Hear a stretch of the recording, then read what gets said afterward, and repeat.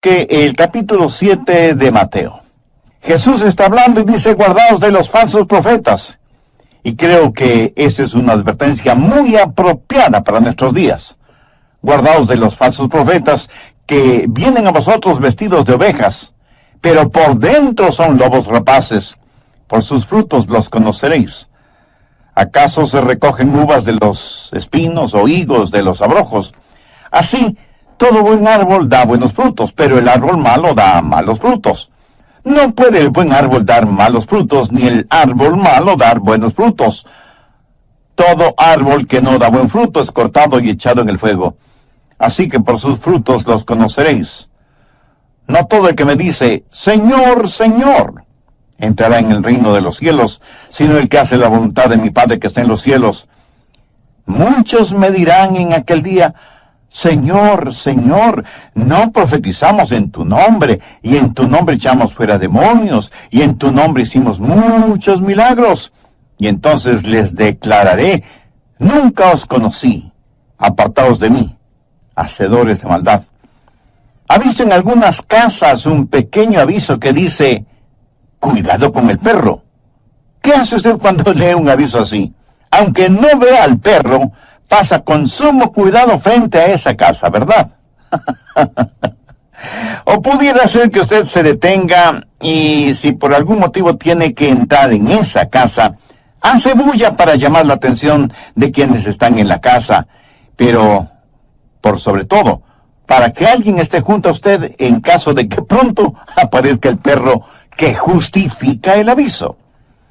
¿Cómo reaccionaría usted si en vez de cuidado con el perro, el aviso dijera cuidado con el lobo? Creo que usted ni siquiera pasaría frente a esa casa, ¿verdad? En esta porción bíblica, Jesús está diciendo que los lobos se disfrazan de ovejas. ¿Qué sabe usted acerca de los lobos? Pues para este mensaje investigué un poco sobre los lobos y aprendí que los lobos son conocidos porque son osados, valientes. Se diría que casi desconocen lo que es el temor. También son conocidos por ser feroces cuando atacan y eran los más temidos enemigos de los pastores. Los pastores no temían tanto ni a un león ni a los osos, sino a los lobos. El lobo mata para tener alimento, pero una vez que prueba la sangre, le entra un inexplicable frenesí y mata mucho más de lo que puede comer. Y Jesús dijo que los falsos profetas son como lobos rapaces. Y cuando Jesús dice, guardaos, es mejor que escuchemos esa advertencia. Porque estos falsos profetas, estos lobos rapaces, son peligrosos porque engañan sutilmente con su disfraz de oveja. Y si usted se deja engañar, es porque no hizo ningún caso a la advertencia de Jesús. Admitámoslo. Muchas veces no hacemos caso a las advertencias, sea que estén impresas o que nos las den verbalmente. El capitán Smith era el capitán del famoso barco Titanic. Recibió un mensaje cuando el Titanic inició su viaje inaugural.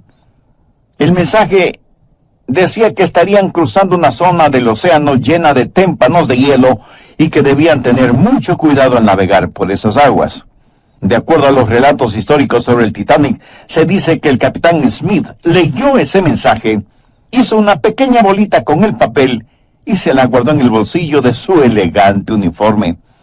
Y el Titanic siguió navegando y de pronto la punta de un témpano de hielo abrió una gran herida en el costado de la nave y 1,400 personas encontraron su tumba líquida en las heladas aguas del Atlántico Norte. No hacer caso de las advertencias siempre tiene consecuencias funestas. El sargento Joseph Lockhart está sentado junto a su radar en Pearl Harbor, en las islas Hawái. Notó que un escuadrón de aviones se acercaba. Era el 7 de diciembre de 1941. Informó a su oficial superior y le dijo, Señor, veo que se acerca una escuadrilla de aviones no identificados. ¿Sabe lo que le respondió ese oficial superior? Le dijo, Sargento, no hay de qué preocuparse, olvídelo. 3,000 soldados norteamericanos murieron ese infame día cuando los japoneses atacaron Pearl Harbor. Advertencias. Si hay una generación que necesita ser advertida acerca de los falsos profetas, es la generación actual. Jesús dijo, guardaos de los falsos profetas. Hay cientos, tal vez miles de falsos profetas en nuestros días. Los hay en todos los países, en todos los idiomas, en todas las religiones, especialmente en las religiones, todos manipulados y al servicio de Satanás. Recuerda algo muy importante. Satanás no está opuesto a la religión. A él le encanta la religión, pero se opone tenazmente al cristianismo bíblico. La religión es una de las principales herramientas de Satanás, y él viene contra la iglesia de dos maneras básicas: persecución o infiltración. Pero muchas veces la persecución no le da resultado. Muchas veces los hijos de Dios, cuando son perseguidos, se vuelven más fuertes, más firmes en el Señor. Recuerdo que cuando estuve en Rumania, invitado por el pastor de la Segunda Iglesia Bautista, que entonces era la más grande de Europa, alrededor de la iglesia había muchos edificios de apartamentos, y me contó cómo es que esos edificios fueron construidos. Cuando Ceausescu fue el dictador de Rumania, una vez pasó frente a la Segunda Iglesia Bautista y preguntó qué edificio era ese. Le dijeron que era la Segunda Iglesia Bautista, y el malévolo dictador dijo, destruyan de inmediato ese nido de ratas. Pero sus asesores le dijeron, si destruimos esa iglesia, el mundo entero sabrá que lo hicimos. Y eso será muy malo internacionalmente para Rumania. Ceausescu lo pensó un momento y dijo, está bien, entonces escondan esa iglesia. Y para esconder la iglesia, construyeron esos enormes edificios de apartamentos alrededor de la iglesia, trayendo así cientos de personas que ahora son miembros de la iglesia. Formidable, ¿no le parece? A veces Dios corta la cabeza de Goliat con la espada que Goliat afiló. A veces el diablo viene contra la iglesia con persecución, pero cuando eso no le da resultado, entonces se infiltra en la iglesia. Y ese es el peligro actual que enfrentamos: infiltración satánica. Los falsos profetas, los lobos rapaces vestidos de ovejas. Busque Hechos 20, desde el verso 28. Pablo les dice a los ancianos de la iglesia de Éfeso, por tanto, mirad por vosotros y por todo el rebaño en que el Espíritu Santo os ha puesto por obispos, para apacentar la iglesia del Señor, la cual él ganó por su propia sangre. Porque yo sé que después de mi partida entrarán en medio de vosotros lobos rapaces que no perdonarán al rebaño. ¿Y qué es lo que les dijo Pablo a los creyentes de la iglesia de Corinto?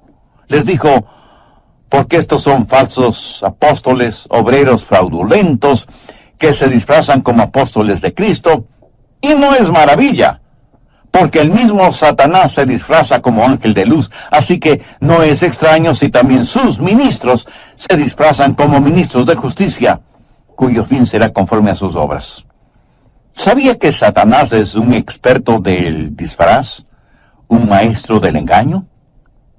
Por eso, una y otra vez, la Biblia nos advierte contra los falsos profetas. Por eso Jesús dijo en Mateo 24:24, porque se levantarán falsos cristos y falsos profetas. Y esta es una realidad que tristemente se vive en todas partes del mundo, porque como Jesús lo predijo, harán grandes señales y prodigios, de tal manera que engañarán, si fuere posible, aún a los escogidos. Hay quienes dicen que la Biblia no es la palabra de Dios, que está llena de errores y mentiras, etcétera, etcétera. ¿Por qué dicen estas cosas? Debido a las religiones falsas, debido a los falsos profetas, los lobos disfrazados de ovejas. Ahora escúcheme con atención. Quienes dicen tales cosas en contra de la Biblia, de ninguna manera prueban que la Biblia no sea verdadera. Por el contrario, prueban la autenticidad de la palabra de Dios. Porque la Biblia dice que habrá falsos profetas, falsos cristos, falsos maestros. Y si no los hubiera, la Biblia no sería verdadera. Todo lo negativo que dicen de la Biblia, lo único que hace es confirmar y autenticar nuestra fe. Hay 3 puntos importantes que debemos entender de esta porción bíblica. Primero, el disfraz que utilizan. Segundo, los frutos que muestran y tercero, el destino que comparten. Bien, veamos detalladamente estos puntos. Primero, el disfraz que utilizan. Vienen vestidos de ovejas, o sea, parecen ser parte del rebaño. Y ese es el disfraz que debemos quitarles para poder ver lo que realmente son, lobos rapaces. Los falsos profetas se presentan en 3 categorías y Dios nos ha dado la descripción de estas 3 categorías en un solo versículo. Busque la pequeña epístola de Judas, que está antes del libro de Apocalipsis, y veamos lo que dice el verso 11. Y quiero que note que toda esta epístola tiene que ver con los falsos apóstoles, falsos profetas y apóstatas. Judas es una carta de advertencia contra los falsos profetas. Bien, veamos el verso 11. ¡Ay de ellos! Porque han seguido el camino de Caín y se lanzaron.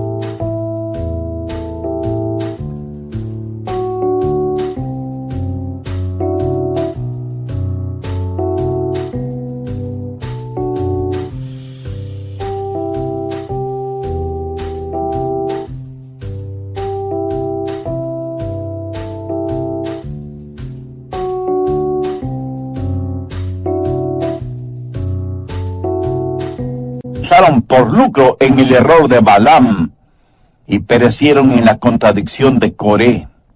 3 clases de falsos profetas, todos vistiendo pieles de ovejas. ¿Qué es lo que representan? Caín, el primero, representa a aquellos que pervierten el evangelio. Creo que todos sabemos quién fue Caín. Juntamente con Abel fueron los hijos de Adán y Eva. Abel era un pastor y Caín un agricultor. En los 8 primeros versos de Génesis 4 leemos la historia de estos 2 hermanos que presentaron sus ofrendas delante de Dios. Abel trajo de las primicias de su rebaño un cordero sin mancha ni defecto alguno para ser sacrificado delante de Dios como expiación por el pecado. Caín ofreció a Dios el fruto de sus manos, de su trabajo, de su sudor. Así que aquí tenemos a 2 hermanos, 2 ofrendas diferentes que representan 2 religiones y por lo tanto 2 destinos. Abel ofreció lo mejor de su rebaño.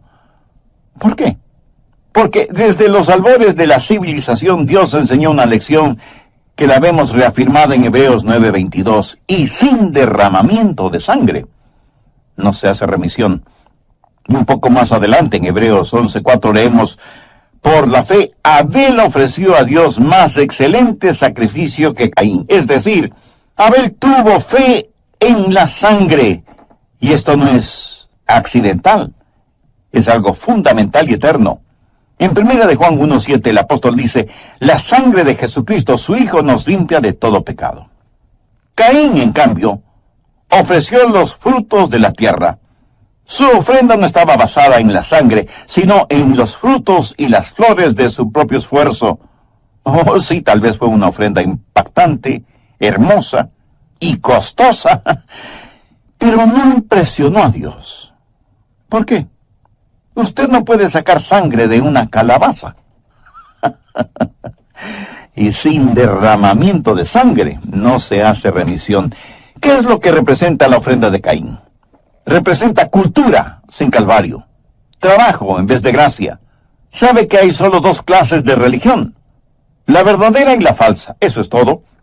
Somos nosotros los seres humanos los que hemos dividido al mundo en diferentes religiones: cristianismo, catolicismo, budismo, islamismo, y en fin, la lista es bastante larga. Y aún dentro de cada religión hay denominaciones: bautistas, metodistas, presbiterianos, episcopales, etcétera, etcétera. Y nos hemos olvidado que hay solo 2 clases de religión: el camino de Caín o el camino de la cruz. El camino de la cruz termina en el cielo, el camino de Caín termina en el infierno.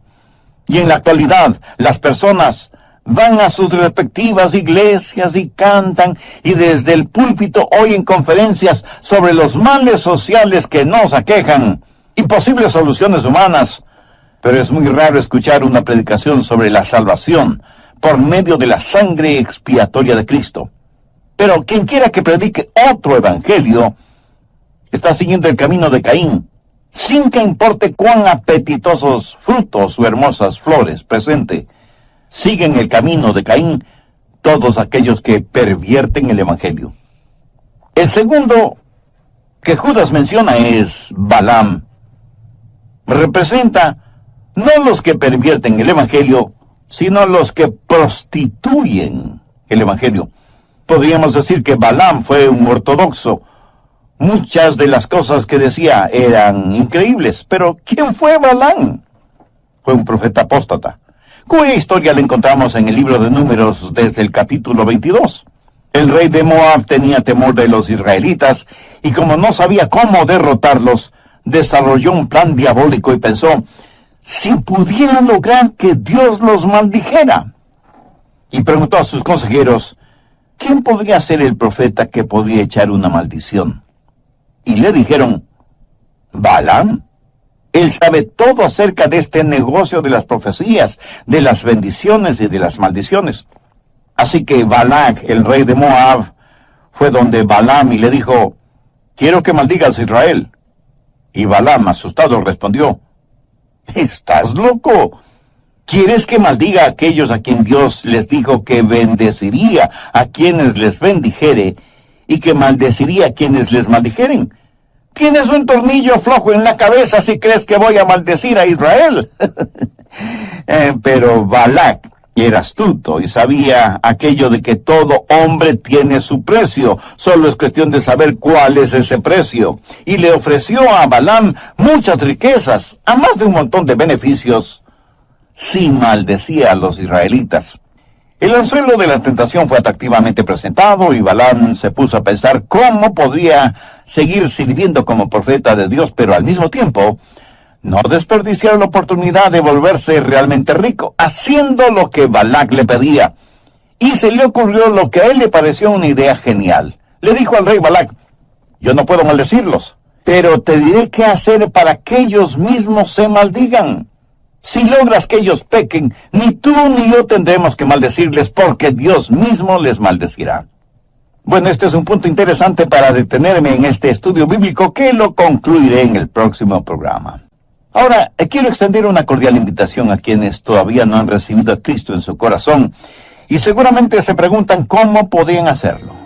Primero, reconozca que es pecador y que necesita ser salvado. Maldiganon. El doctor Adrian Rogers presenta la segunda parte de su mensaje, Guardaos de los lobos. El programa anterior terminé diciendo algo sobre Balaam, falso profeta de Dios, que aconsejó al rey Moab qué hacer para que los israelitas fueran maldecidos por Dios. O sea, le dijo cómo hacer para que el pueblo de Dios pecara. Así fue como las doncellas moabitas comenzaron a coquetear con los jóvenes israelitas, y el resultado fue fornicación, y adulterio, y perversidades. Los mismos pecados que en la actualidad son una maldición en nuestros propios países. Balaam, el profeta de Dios, no se plantó firme a defender la pureza y la justicia, sino que fue el cerebro detrás de las inmoralidades cometidas por los israelitas con las mujeres de Moab, y por eso Dios exterminó a 24,000 israelitas. ¿Qué es lo que hizo Balaam? No pervirtió el evangelio. El problema de él era que, siendo ortodoxo, era avaro. ¿Qué dice Judas 11? Se lanzaron por lucro en el error de Balaam. Escúcheme, no hay suficientes diablos en el infierno o fuera del infierno que puedan maldecir a un genuino creyente. Pero nosotros podemos maldecirnos nosotros mismos si, diciéndonos hijas o hijos de Dios, vivimos vidas impuras, inmorales e injustas. La razón por la que muchos predicadores y maestros están modernizando el mensaje del Evangelio es por ganancia personal. Esa ganancia no siempre es únicamente financiera. Algunas veces es porque buscan prestigio, o popularidad, o poder, o todas estas cosas a la misma vez. Anota el margen 2 de Pedro 2:1. Pero hubo también falsos profetas entre el pueblo, como habrá entre vosotros falsos maestros, que introducirán encubiertamente herejías destructoras, y aún negarán al Señor que los rescató, atrayendo sobre sí mismos destrucción repentina. Y muchos seguirán sus disoluciones, por causa de los cuales el camino de la verdad será blasfemado. Pero por favor, note cuidadosamente lo que dice el verso 3. Y por avaricia harán mercadería de vosotros. Codicia. Eso es lo que sucedió con Balaam, profeta ortodoxo pero falso. Están en la obra de Dios para ver cómo pueden aprovecharse en forma personal de ella. Y hasta pueden predicar sobre la sangre expiatoria de Cristo sin pervertir el Evangelio, pero prostituyéndolo. Venden el Evangelio como los negociantes venden carros, o radios, o refrigeradoras, o televisores. Tratan de obtener la mayor ganancia posible. Bien lo dijo el apóstol Pablo en 2 de Corintios 2:17, porque no somos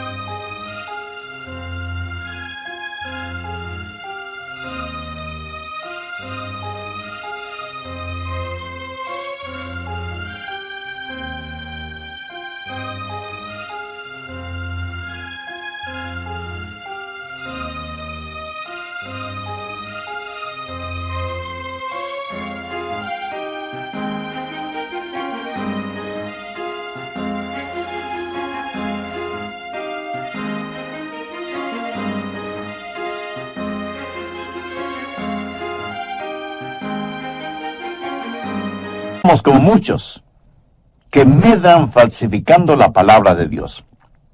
Pero hay una tercera clase de falso profeta, los que materializan la contradicción de Coré. Los que pervierten el Evangelio siguen el camino de Caín. Los que prostituyen el Evangelio siguen el camino de Balaam. Pero los que protestan contra el Evangelio siguen el camino de Coré. Pero surge la pregunta, ¿quién fue Coré? Su historia está en Números capítulo 16. Coré fue un hombre con muchos dones.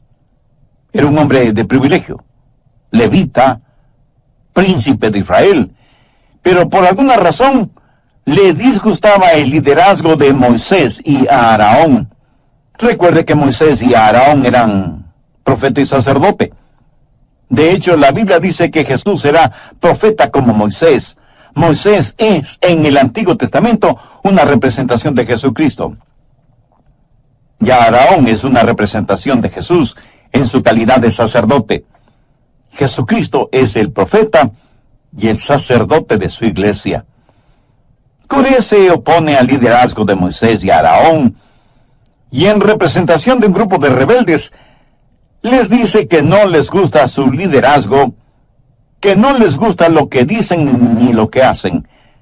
La Biblia dice que Moisés se postró delante de Dios, le expresó su manera de sentir en este asunto, y Dios juzgó a Coré y a sus seguidores, y la tierra se abrió y se los tragó, y vivos descendieron hacia el infierno. ¿Cuál era el problema de Coré? No pervirtió ni prostituyó el Evangelio, sencillamente odiaba el Evangelio. Odiaba a quienes representaban a Dios en su calidad de profeta y sacerdote. Y por eso no hay nada diferente en nuestros días. Muchos corés modernos odian el Evangelio bíblico y cristocéntrico, todavía predicado en algunas iglesias. Y yo doy gracias a Dios por esas iglesias. Odian programas radiales como este que está escuchando usted ahora mismo. Odian programas evangélicos televisivos que valientemente llaman al pan, pan y al vino, vino. O sea, que denuncian el pecado como lo que es pecado. y no tratan de negarlo bajo el ropaje de la moral individual o de lo que es políticamente correcto hablar.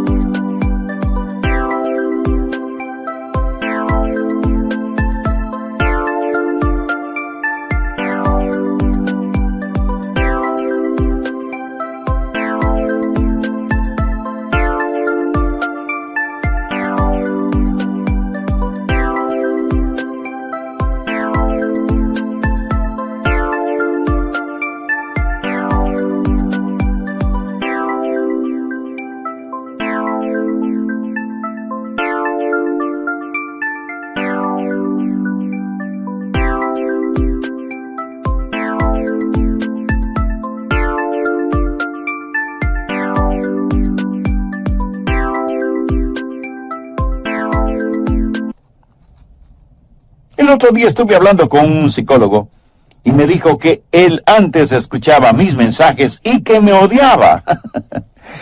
Porque yo con mis mensajes era un hombre peligroso. Y yo di gracias a Dios por predicar el Evangelio y que por predicar el Evangelio alguien me considere peligroso. De paso le diré que ese psicólogo ahora es mi hermano en la fe. Bendito sea Dios.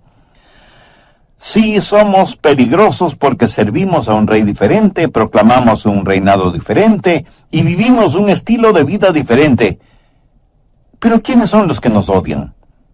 Los lobos rapaces disfrazados de ovejas. Así todo buen árbol da buenos frutos, pero el árbol malo da frutos malos. No puede el buen árbol dar malos frutos, ni el árbol malo dar buenos frutos. Todo árbol que no da buen fruto es cortado y echado en el fuego. Así que por sus frutos los conoceréis. Dios está diciendo aquí que el diablo no puede continuar cubriendo el engaño porque el fruto es visible. Ahora permítame decirle algo acerca del fruto. Primero, es la raíz la que determina el fruto. Eso dice Jesús.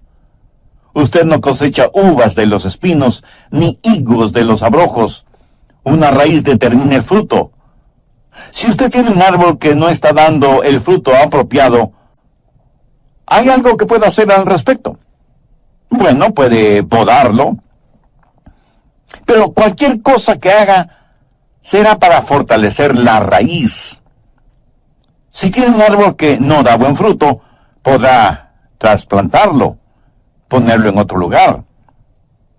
Pero esto se parecería a lo que sucede con algunos miembros de las iglesias. Son malos árboles en una iglesia, así que se trasplantan a otra iglesia. Y es como mover un cadáver de una tumba a otra. Pero, ¿qué más se podría hacer? Bueno, ¿qué tal cultivarlo? Muchas personas religiosas asisten a conferencias sobre desarrollo y crecimiento de las iglesias y les enseñan cómo fertilizar las hierbas. ¿Y qué le parece cambiar de nombre al árbol? Como un árbol es malo, le cambiamos de nombre. Oiga, el que usted le cambie de nombre no significa que el árbol comenzará a dar buenos frutos, porque es la raíz la que determina el fruto, y usted hasta ese momento ni siquiera ha pensado en la raíz.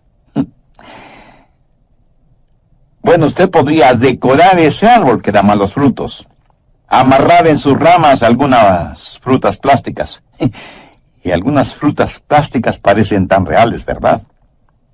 Quita los frutos malos, pone las frutas plásticas hermosas, y ya tiene un árbol que da buenos frutos. No. No importa lo que usted haga, podarlo, fertilizarlo, trasplantarlo, decorarlo, cambiarle de nombre. Es la raíz la que determina el fruto. Y de eso está hablando el Señor Jesús. Ahora ponga atención. Aunque la raíz determine el fruto, es...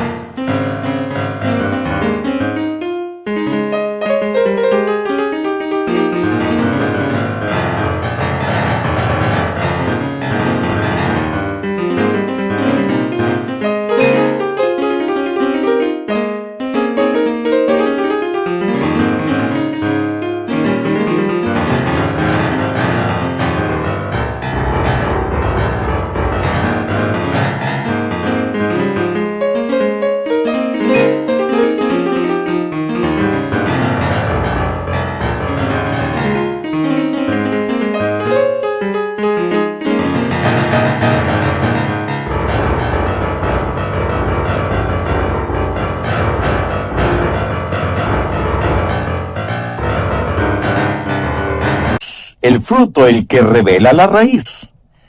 Usted no puede decir qué clase de fruto dará un árbol solo mirando las raíces, porque todas las raíces parecen idénticas. Pero es el fruto el que revela la raíz de la cual procede. Y usted no tiene que ser un científico espacial para entender esto. Jesús enseñó estas cosas, y seguro que en la audiencia que le escuchaba había niños y jovencitos. ¿Cómo juzga usted a un predicador, a un pastor? No solo por lo que predica y enseña, sino por los frutos que produce. ¿Qué dijo Jesús? Por sus frutos los conoceréis. Ahora, para poder hablar del fruto hay que esperar un tiempo hasta que el árbol dé su fruto. Puede ser un árbol bonito, pero vean lo que Jesús dijo en Juan 15:16. No me elegisteis vosotros a mí, sino que yo os elegí a vosotros. Y os he puesto para que vayáis y llevéis fruto, y vuestro fruto permanezca. ¿Cuál es la marca de un hombre de Dios? Que hay mucha gente que ahora tiene una relación personal con Jesucristo gracias al ejemplo de las palabras de ese hombre. Y ese será un fruto que permanezca. Busque 1 de Pedro 1:8. Si estas cosas están en vosotros y abundan, no os dejarán estar ociosos y sin fruto. Retrocedamos hasta la epístola a los Gálatas. 5:22. Mas el fruto del Espíritu es amor, gozo, paz, paciencia, benignidad, bondad, fe, mansedumbre, templanza. Ese es el fruto del Espíritu. Ni usted ni yo por nosotros mismos podemos producir ese fruto. Pero si permanecemos en Jesús, daremos ese fruto. ¿Cómo conocer a los lobos rapaces? Porque llevan una piel debajo de la cual se esconden, pero no pueden esconder sus frutos. Pero demos el siguiente paso. Es la semilla la que determina la raíz y el fruto, es decir, usted no tendrá ni la raíz ni el fruto adecuado si es que no tiene la semilla apropiada. Y Jesús dijo que la semilla apropiada es la palabra de Dios. En el capítulo 13 de Mateo tenemos la parábola del sembrador. La semilla es la palabra de Dios, y es la semilla la que determina la clase de raíz y de fruto que tendrá y dará un árbol. Tercero, el destino que comparten. Mateo 7, desde el verso 21. Les declararé, nunca os conocí. Apartaos de mí, hacedores de maldad. Por favor, ponga mucha atención a lo siguiente. Autoridad espiritual sin la autoridad de las Escrituras es iniquidad satánica. Jesús los rechazará a pesar de sus predicaciones falsas. Pero Señor, profetizamos en tu nombre. Y Jesús les dirá, apartaos de mí, porque obraron con un poder falso. Señor, en tu nombre hicimos muchos milagros. Y Jesús les dirá, nunca os conocí. Apartaos de mí, hacedores de maldad. Este no es un cuadro de alguien que ha perdido la salvación, sino de quienes nunca fueron salvos. Oh, sí, pudieron haber predicado y haber tenido campañas de sanidad. Pudieron hasta haber echado fuera a los demonios y haberse beneficiado de cuantiosas ofrendas, pero nunca fueron salvos. Y todo lo que hicieron y dijeron fue en el poder del gran engañador, Satanás. Tal vez alguien me pregunte, pastor, ¿cómo puedo saber si soy salvo o no? Mi amigo, usted tiene la palabra de Dios y permanece firme en ella. Y si lo que he predicado hoy no encuadra con la palabra de Dios, entonces soy un falso profeta. Usted tiene la palabra de Dios y deposita su fe solo en el Señor Jesucristo y en nadie más. Y deje que el Espíritu Santo de Dios le guíe, ¿me entendió? Le guíe en toda verdad. Antes de finalizar, permítame mencionar 5 cosas. Primero, estudie, afírmese en la fe. Si no lo hace así, podrá ser arrastrado por cualquier culto falso, por cualquier viento de doctrina. Segundo, muestre su fe. Sabe que el mejor argumento en pro o en contra del cristianismo es la clase de vida que vive un cristiano. Tercero, manténgase firme en su fe y por su fe. Tenga un sólido conocimiento de la palabra de Dios. Cuando esté seguro de la verdad de las Escrituras, podrá detectar inmediatamente cualquier enseñanza falsa. Cuarto, respalde su fe. La gran tragedia en nuestros días es que muchos genuinos cristianos están en malas o dudosas iglesias. Busca una iglesia bíblica y cristocéntrica que predique y enseñe todo el consejo de Dios. Una iglesia en donde el predicador o pastor no utilice el púlpito para promover sus propias ideas o para lograr su propia agenda. No asista a una iglesia solo porque tradicionalmente y por generaciones su familia ha asistido a esa iglesia. Se siente verdaderamente alimentado en lo espiritual en esa iglesia. Siente que espiritualmente está creciendo en esa iglesia. Le están discipulando para que usted a su vez discipule a otros. O usted es solo un miembro más de esa iglesia. Qué triste y trágico es cuando alguien me dice: bueno, sé que la iglesia donde asisto no es una iglesia genuinamente cristiana, pero ya me he acostumbrado a ella. Cuando usted se siente enfermo, ¿va a consultar con su doctor o sencillamente se acostumbra a su enfermedad? Piénselo. Por último, comparta su fe. La gente está hambrienta por conocer la verdad, y nosotros conocemos esa verdad, no porque seamos inteligentísimos, sino por la gracia de Dios. Comparte esa verdad con otras. No archive o almacene su fe, compártala, gástela, úsela. Y si no la quiere compartir, ¿no será porque usted sabe que lo que tiene es algo falsificado? Que no es lo real, que no es lo verdadero. Si alguna vez fue más necesario presentar el mensaje del Evangelio, es precisamente ahora, en este tiempo, durante esta generación, porque la advertencia de Jesús, dicha hace más de 2000 años, tiene vigencia inusitada en este siglo. Guardaos de los falsos profetas que vienen a vosotros con vestidos de ovejas, pero por dentro son lobos rapaces. Si usted es un papá o una mamá que todavía no ha entregado su corazón